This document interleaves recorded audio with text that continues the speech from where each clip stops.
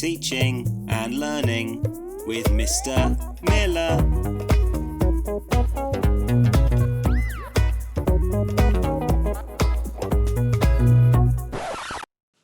Hello my darlings, and welcome to another episode of Teaching and Learning with Mr. Miller. This is actually the last episode for this playlist, the intro to Adobe Premiere Pro. And what we're going to be doing in this episode is we're just going to be exporting the sequence that we've already made.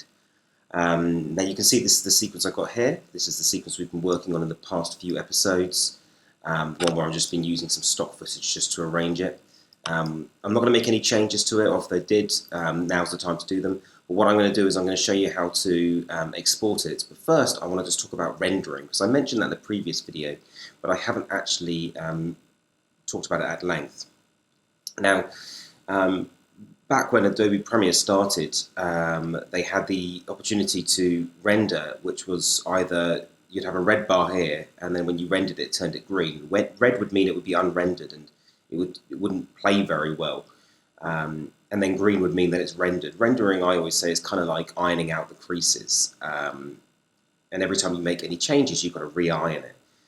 So what we would have to do is we'd have to press Enter, return on the keyboard, and it would render it. It would turn whatever's red here into green, and it still does that if you press Enter. Now, I've not actually got any red, so the second I press it, it's just going to start playing. And no matter where my playhead is, if I press Return or Enter, depending on which way you call that key on your keyboard, it'll just take me to the beginning, because there's no red there. If there was any red, it would render that first, and then it would play.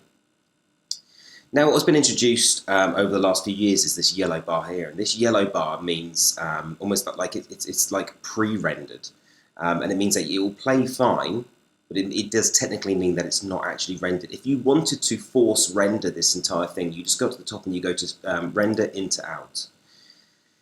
Now, this is the part where if you needed to go make yourself a cup of coffee, or you needed to go, I don't know, put the washing on the line, this is where you'd go and do it, because rendering usually takes quite a long time. It doesn't look like it's taking too long at the moment, but as you can see, it's done that first bit, but now it's going to take a long time to do the rest of it, because it is such high quality footage, and because I've put transitions on it, and because I've put color correction on it, and because I've got an adjustment layer going over the top. It needs to iron out all of those creases, and it's going to take a while, and you can already see that it's taking a long time. It's just doing each individual frame quite slowly. And I've got 1,200 frames, almost 1,300 frames, and it's only done 300. So it's going to take a long time to do that. So like I said, if I was actually wanting to render this, what I would do is I would go off and I would get some errands done, and then when I heard it playing, I could come back and I know that it's rendered.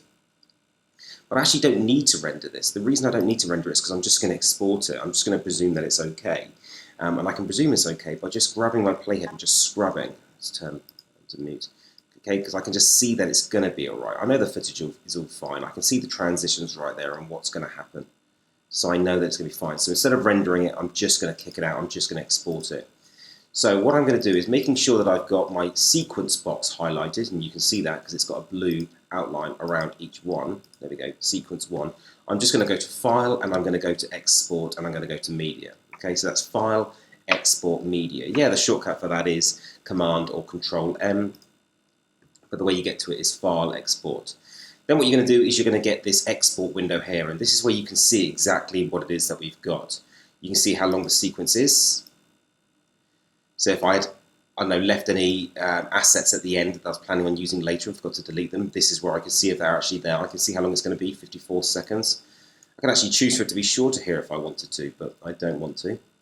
And what I'm going to do is I'm going to show you how to do the simplest and easiest, but the most effective way of exporting, because there are loads of things that you can change if you wanted to, if you needed to. But I wouldn't recommend it highly.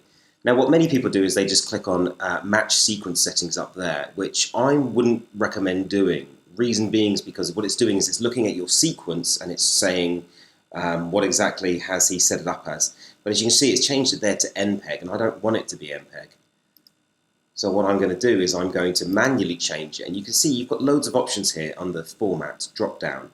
I'm going to use H.264. That means HD, okay? That's a good thing to export it to. You can see that you can export it to things like JPEG, which is still images. You can do MP3, which is just the audio. You could do QuickTime if you wanted to get an MOV file, which is good because it means it's not as compressed. But for the sake of today, we're just going to do H.264. Now underneath it's going to give me the preset, and I'm not going to change that because it's giving me options and it's saying match the source and it's giving me a high bit rate. Well, that sounds quite nice.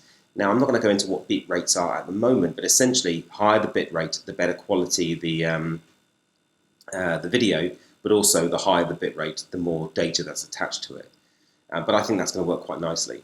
So I'm only going to change H.264, and the preset is going to stay the same, but then I'm going to change the output name. So I'm going to click there and I'm going to rename it. Now it's going to want to save exactly where I'm saving it now, which is perfectly fine. And I'm just going to call this export. Okay, you're going to call it something else, but I'm just going to rename it so I know what it is. Okay, it's giving me a summary below. I'm not going to go into that. I've got some other options as well if I wanted to. So it's giving me some of these things. I can render at maximum depth if I wanted to. I don't really need to. It's not the video doesn't really require that. So click it if you want to, but you don't need to. It's giving me some other options a little bit lower here. So there you go. It's giving me target bit rate of 10. I could pump that up to the very highest if I wanted to. And what that's going to do is that's going to increase the bit rates. And it means that it's going to add more data, but it's going to be better quality. But better quality isn't always necessary. Just keep that in mind. If you're making videos for YouTube, you don't need that amount of data attached to it. And there's VR, and I'll show you how to do 360 one day. I'll do a video on that. Now that's just video. You've also got audio. You've got all of these different things here. For example, I think audio, you can change the bit rate. The bit rate for the audio is 320, but it does, oh, it's the very highest there. Okay, that's fine. It used to be a case that it used to set it midway. What I'm going to do now is I'm just going to export it. It does want to queue it, but I'm just going to export it because I've only got one. Queue obviously means that there's more than one. And then what it's going to do is it's going to put that into Media Encoder, which is another Adobe program, which is fantastic. We just don't need it. Beware here, I think there used to be one that says use frame blending, which is something I wouldn't recommend using, but it looks like they don't have that anymore. And you can see it's going to be 69 megabits, okay, so that's perfect. And I'm just going to export it. And then what that's going to do is that's going to start encoding the sequence. You can see it's only going to take 3 minutes now, which isn't long at all. That's only because I've got a minute sequence. Now when I've got that, I'm going to have, if I can get to it, I'm going to have a thing called export. Now that hasn't fully exported yet, so I can't do anything with that. But when I have, I can upload that to YouTube. I could send that via email if you wanted to get all, 2002 about it.